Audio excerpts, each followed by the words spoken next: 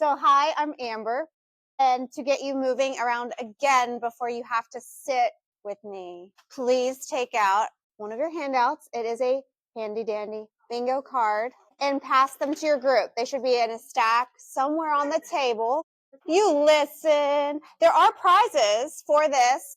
So if you want to do a little glance over, read some of the stuff, it's just about some different classroom management strategies, things that you most likely are already doing. And you are going to get up and introduce yourself to other people, and you are going to sign one square per card. Don't be filling the whole thing out for someone and getting all the prizes, but you'll fill out a square that you really feel like you do well or that you're already doing. So for example, I use multimodal instruction. I'm moving, shaking, singing, dancing, having the kids rap a song, whatever it is. Then I would sign someone's paper there because that's my thing or your thing. So everybody up. We will do it until we get one or two winners. Move around, sign the papers. Thanks for playing. So I want to tell you just a little bit about me and why I care about this particular training. I'm Amber. I worked in corporate for a decade at Florida's Natural, and then I had kids, and I was like, oh, I could probably figure teaching out. It's so much different when you're a teacher. I'm preaching to the choir, but it was overwhelmingly hard to switch careers. I was early 30s when I switched, and there was so much that I needed to learn. On top of that, I was homeschooled until ninth grade, so I had never really ever been in an elementary school or a middle school. So there were lots of things that I did incorrectly, and there were lots of things that I learned. So my hope is to share any information that I got on the long journey with you all. And I'm sure you're doing better than me, because there's no way you could have done as poorly as I did when I first started. It was just wild. So a little bit about me. I have two small kids. I am doing research. I'm almost done with my doctorate at Florida State. So I'm applying what I've seen in the classroom to actual research, articles, all of the scholarly journals that sometimes are a great snooze or sometimes extremely enlightening. And a lot of the books, like the excerpts, the different things that have come my way. Also, what I think is really important is to not get wrapped up in all the trends that come our way. Sometimes it feels like whiplash. We have to try this. We have to do that. We have to do this magic potion and be the very, very best. So I like to rely on tried and true things that I see in patterns and things that teachers that have experience, that have more experience than I do, are applying, and it's working. So I was typing down like all the different things I've done within education. because I've almost been in it a decade in education, same as I was in corporate. So it started to feel like the Christmas song. I've used 14 different curriculums, taught at 8 different grade levels. I've asked to teach different grade levels. I wasn't like that bad where they just kept moving me, but I asked because I was so curious. I worked under 6 different principals and multiple superintendents, and you just get to see so many different things. Some great, some like, oh, I want to do that. And some I really learned what not to do. And that's also really valuable. Hopefully I have just a little bit to offer you. Something that really opened my eyes was I was reading a book called What Happened to You? Because when I got in the classroom, I was kind of like, what is wrong with these children? They're so crazy. I've never seen anything like it. And there's so many of them all at once, and I'm just overwhelmed. So this particular book by Dr. Bruce Perry and Oprah Winfrey just opened my eyes. I recommend that to anybody, along with Ruby Payne's framework for understanding poverty. And I have a fan here in the back with Miss Seeley. So just the things that you'd never even think about that are going on behind the scenes. So that threw me on a quest to learn a lot more about the kids, because I obviously didn't have it figured out. They were acting wild, and I was just like, I can't even teach because I'm worried about figuring out this classroom. I don't know where to start. So I started researching, and it's taken me on quite a journey. And the school that I'm at right now, Box South, I feel like there's a lot of similarities within our charter system. The kids around this area are most often below the poverty line. They're pretty good sprinkling demographically. The boys usually act a little more wild than the girls. And we have kind of similar groupings of students. I feel like it's not just skewed one way or the other that I've seen too much. So it seemed like a good test unit to do my research in that could also apply to your school or your school or your school or the whole system in general. And that's the goal, is to make it applicable to you. I don't just want to talk about something that doesn't relate to you and waste your time. So the title of my research is a case study at my school that talks about how do teachers make sense of these crazy behaviors, or maybe once you get to know the kids, not so crazy behaviors. I would like your participation in this. Raise your hand or stand up or just wave at me if one of these applies to you. The question being, what's some of the things that keep you up at night as a new teacher? Raise your hand if it is the preparing the lessons part. That's for me. Yes. Or time management, making the most. I saw one of the sticky notes that somebody wrote. It's making the most out of that time allocation. Yes. Or getting your students to make just a little learning gain or some sort of achievement. And you're just like, it's not budging. Interpreting the data, if you didn't come from the business world, that's overwhelming, all the sheets and Google Docs and this and that you have to do. Sometimes it's like, I don't even have time to do the lessons. How do I do the data part? And then parent phone calls. Is anyone having fun with that yet? So I forgot this part because I was really excited about the bingo winners, but I have a notes guide. It's not the Cornell fancy schmancy notes. It's a guide that when I put my slides in, I just asked my little friend AI, hey, can you please create a study guide for note taking? Because I do think it's nice to have something just to scaffold. So we're sort of in the area halfway down on the first page, and it should be in a stack on your table, the one that I said, please don't look at, don't peek at, and don't turn over, that one. And so I want to talk a little bit about what are the research questions, and then bring it back to why do you care about my research? I want it to be applicable to you. This is very lengthy, but it talks about when I'm doing my research, what patterns am I finding? Where am I finding them? And how am I finding them? And we talked about the school setup for that. So some of the themes, and I'll dive into it a little bit more, are relational resilience, adaptive structure, and sense making through our helping them with the regulation part that in middle school is very, very wonky. And I'm sure it does start, and you all get to see a little bit of all of it. My goal is to help inform policies and procedures later, but also help each of our schools within our charter system with some of the research as I go through it. So my 2 research questions, and if you find them helpful, you can write them in a little bullet 3, were what behavioral challenges do educators face? And so I went through my school and I talked to some teachers that had very low discipline referrals, very high eye observation evaluations, and most of the teachers that I really researched have been recognized for that and have gotten Teacher of the Year or some sort of award or acknowledgement. So the research I'm basing it off of are the ones that have really been living their practice and showing the kids how to do it and the new teachers how to do it. But the second question is, how do these really great teachers respond and adapt? Because I feel like each class or each year really changes a lot depending on what's going on in the world, especially after COVID or some sort of event, even hurricanes, different things. Like, how do we go from one year to the other and use some of these principles within our classroom? There's a couple other things just to throw in with the research too, is we are asked to not just teach. We're asked to mentor. We're asked to be their guidance counselor, their life coach, their doctor, their lawyer, their friend. Like, all of these random things are asked of us as educators.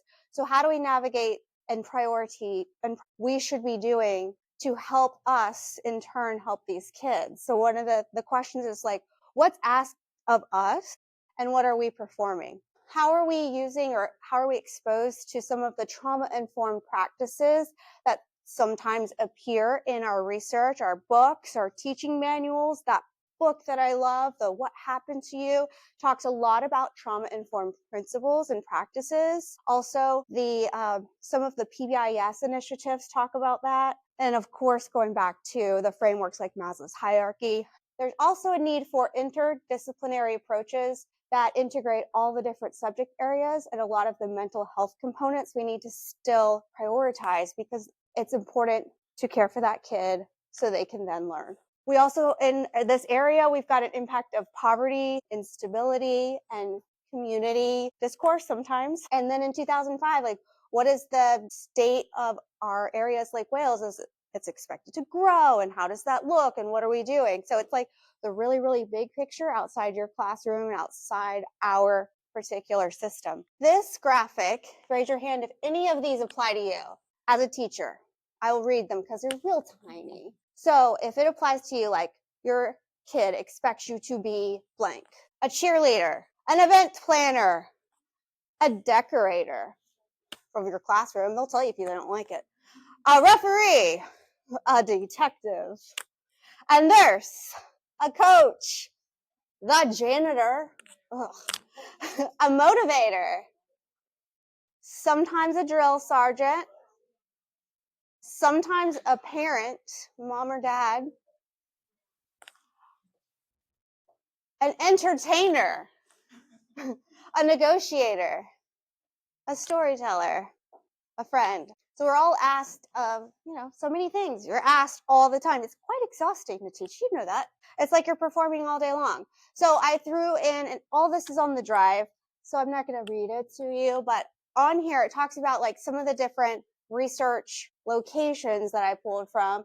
But how do we evolve as our role changes? What does the impact of all the stuff around us have on our teaching and on our philosophy and on our personal development? Because yes, we're teaching the kids, but as humans, most of us are still growing and learning. I try to learn something, a lifelong learner. And then really and truly, I feel like there's still quite a gap between, and that's the last bullet, theory and practice. Like when I got into my first classroom, I had the desk in a row, just like they had on the Christmas Story, because I didn't know what it was supposed to look like. And I had read all the books, like all of them. I was ready. And then I got there. And my, oh my, is reality different than what they tell you in the book? So the theory and the actual events, to me, big gap, got to build that bridge across it. And that is where Nicole was talking about, like learning from those other teachers right next door, down the hall, in other, same grade level, but at other schools. Oh my goodness. And you don't feel so alone and so isolated. It's like that whole adage, name to tame, or whatever you want to say. It's like, I'm really struggling. Are you struggling too? Oh, not alone. Okay. That's really nice to know. Okay, I just thought it was me. We are going to spiral back some of the words from classroom stuff, but back to Maslow's hierarchy. And Nicole talked about it, and I know that Julie's going to talk about it in a little bit with PBIS, but how many of you have seen this chart? And on the other hand, how many of you feel like it makes sense? So what questions do you have about this chart? Because I had a bunch. Anybody? I'll tell you my questions were, again, what is going on in these kids' life? Why are they acting so crazy? And a lot of times they are missing something really, really key, important. Has anyone read or heard of that? They didn't have a pencil poem. We had it like a couple of years ago at one of the opening ceremonies. It was like, we're fussing at this kid to do all these things, but this kid didn't even have a pencil to their name. How can we expect it? So we sort of have to evaluate and figure out, okay, where are they coming to us? How are they coming to us? And what gaps and voids do they have? Because what I found, and I'll go into it in a second, is behavior is really their cry or their way of communicating with us. Whether it be great behavior, they want to let you know they're doing really well and they love to learn, or crazy behavior, and it's just because it's a mirror of their dysregulation, maybe at home or in a different aspect of their life, or the class right before they get to yours and they're just real amped up. And here's where I'll tell new teachers it does get better, because as you're trying to figure out how to manage your classroom, how are we to ask you to also figure out what they're trying to tell you? It's like, how do I do all the things at one time and do them well? I don't know, but it does get easier every year. The first year is really, really, really hard. The second year is still hard, but you can almost learn like one new thing, like Celie was talking about, don't have all of the new things at once. You can have a new thing and a familiar thing. So you don't have to learn it all at once, but I tell you some of these things I will make suggestions to start tomorrow or when you get back from break. So I want to tell you a little bit about some of the people that I researched. I found 6 really great educators at Buck South, and I sat with them and I asked them a laundry list of questions. I sat with them as they did their class. I recorded everything. I transcribed it. And I asked again my friend AI, like, what are these patterns? What's going on? I really like it for that. Like, synthesize this data and show me what I might be missing. So I want to show you some of the things that I saw. I touched on this earlier, but this has a little bit longer of a definition.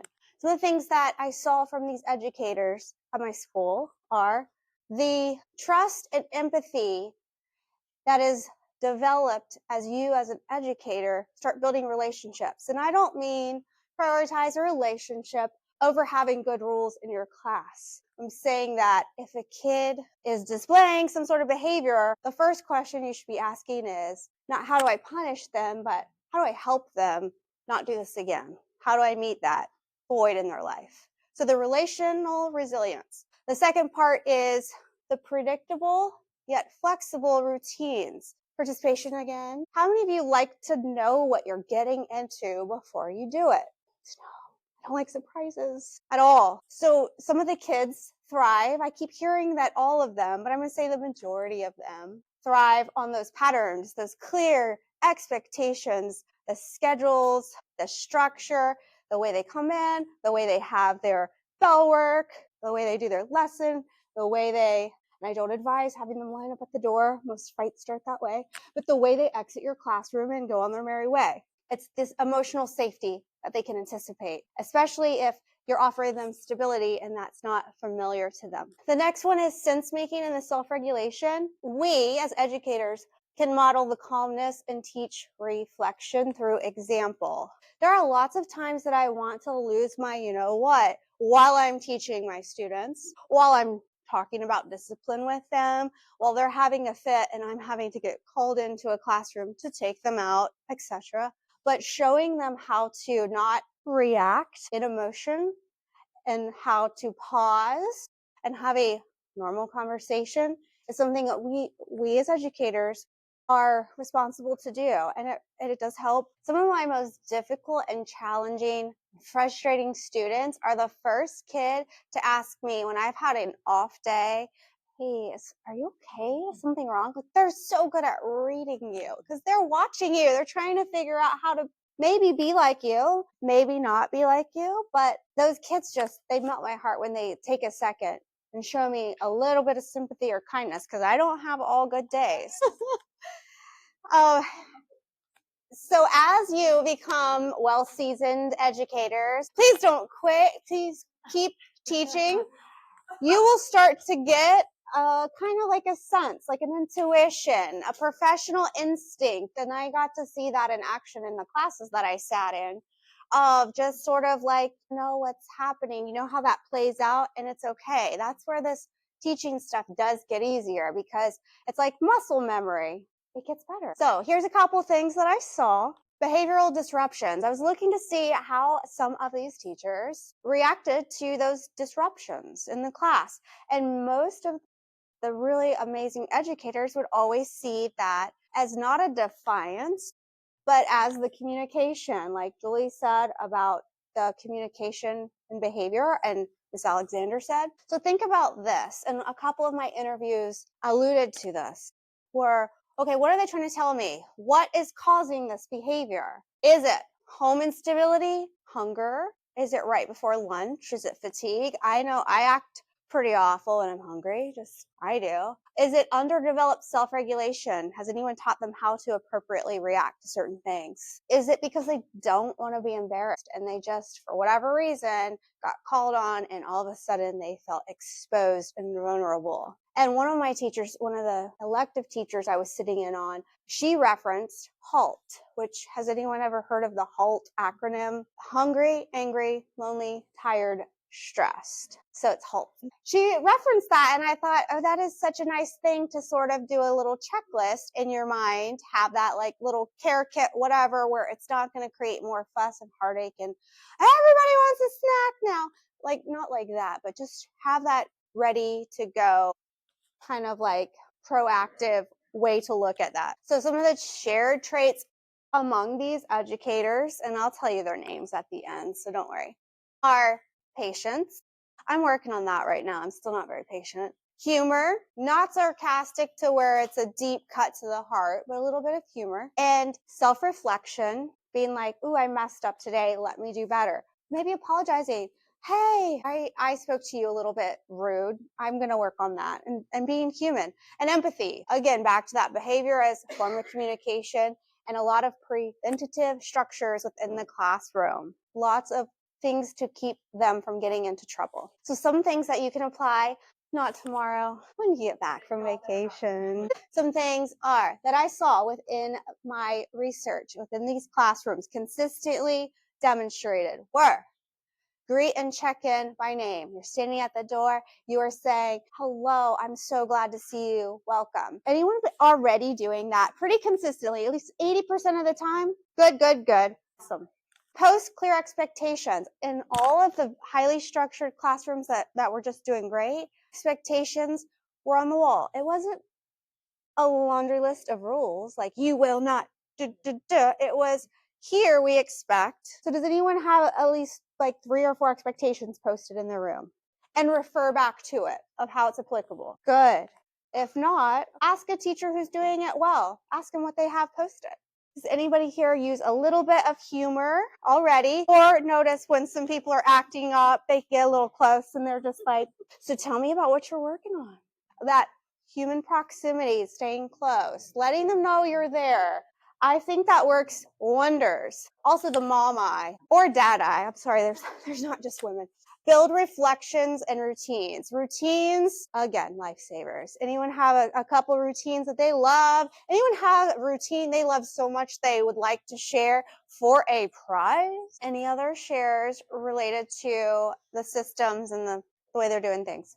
Okay. And then you just mentioned this, so good job on that. But ending the day restoring connection. So they might have come to you not super excited because the teacher just fussed at them, but you're restoring a connection with you and your classroom and providing that for them. So here's a couple quick takeaways so you don't have to read through a bunch of stuff. Your tone sets the climate. That was something consistent in all the teachers that I researched. The tone, the delivery, the volume, the inflection, the not yelling, the relationships, the structure. And one of my educators mentioned this, and I pulled it out because I thought it was just beautifully said, is calm is a curriculum. That's the structure in which he facilitates all of his lessons. And then empathy sustains endurance. You can be empathetic and ask them to keep coming back. You're with them in it. You're not just the dictator. Some things I would like to see as a result of our learning are making sure that we go back to that trauma-informed any sort of thing. So trauma-embedded professional development or new teacher training or just reading a book about trauma-informed practices is such a key element that helps me so much understand and learn and grow. Creating ongoing job-embedded professional learning, reflective collaboration, which we're doing here, and prioritizing our wellness too, because we are just giving and giving and giving, and we want to support you all. I know sometimes it doesn't seem like we are, but that is our goal, to support you all because it is hard. I remember being in your seat not that long ago. So a couple of questions that I want to ask you to take away are, what am I doing as an educator to build those relational rituals or structure? Where can I make it visible? Is there a spot that I can have in my class devoted to some of those routines? How do I model that calm, consistent demeanor when things are, you know what, hitting the fan? Like, how do I stay okay to show them it's okay? And then what little practices can I tweak so when I come back from my break, I can do just a little bit better. Has anyone ever heard of the 3% growth idea? Or it's just like just that little bit, a little tiny bit every day is going to help you achieve all the things you want to do without overwhelming you and making you go absolutely bonkers. I'm going to go through these pretty quickly. I would like to study more within our other systems. So one day maybe coming to your school and looking at different levels and different campuses. But closing for this, and then I'll just send you with some stuff, is the relationships. You know that already, but keep on working on that. Relationships, get to know them, ask them about certain things that might impact them, their hopes and dreams and things they like. Think about somehow incorporating some sort of trauma response required, like personal learning. If you have a few minutes or on break want to pick up a book or something, and I've put some examples of research articles that you can look at the end if you just feel like reading something. And when we are supported, I feel like it makes us better, which gives right into the kids and makes the kids better, which is the end goal. That's why we're in it, is for those children. So references that have some hyperlinks or at least help you search, which is on the deck that is shared. And also the wonderful, fabulous teachers that I was sitting and looking at. And one just got Teacher of the Year at our school, Mr. Brooks. So we had Miss Brown, Mr. Brooks, Mr. DeLong, Mr. Kane, Miss Lawson, and our very own Nicole Seeley. You may make some noise for her because I love her. I sat in on these educators' classrooms because just being around them, I feel like I'm learning something from them. And I encourage you to maybe watch a few of their interviews. I talked to them because I was very, very curious about what are they doing, which prompted me to come sit with them. So I put some links to some of their interviews. I even have Miss Conrad's interview. Hers at the top, Miss Burrows, Miss Seeley's, Miss Alexander was here. I put a link to hers. And then our very own Miss Strom was in here in the audience, but I interviewed her. So another educator that's really rocking it. And then a couple more links to different information. And then I have a motivational Instagram because I'm more the Instagram generation, not the TikTok. Still Facebook, not MySpace, but you know, that middle part. So on your own time, if you wish, you can go look at it. And now the time has come for the pep squad.